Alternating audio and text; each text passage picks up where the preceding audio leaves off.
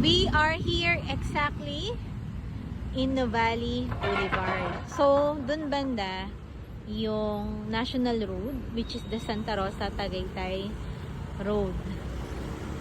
So, yung papuntang residential nila, dyan naman. So, nandyan din banda yung Nuvali East Block, yung kanilang commercial property. So, we have a hotel there, at ito mga existing IT companies.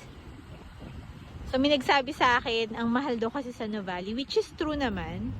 As in, sa mga katabi niyang, among sa mga katabi niyang subdivision, doble talaga yung presyo niya.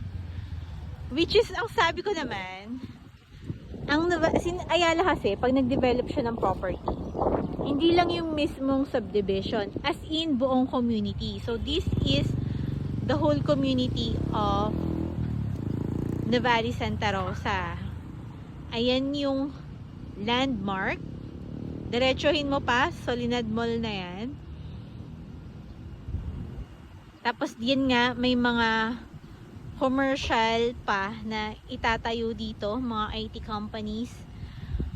Dun banda konti, nandun yung industrial plants.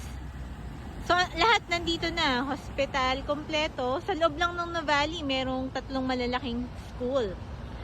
So, diba? As in, buong community. That makes Nuvali highly saleable. So, ito yung landmark. Marami pang meron dito sa Nuvali. May mga pasyalan din siya sa loob. So, if you want to check, pwede kitang samahan mamasyal dito sa Nuvali, Laguna.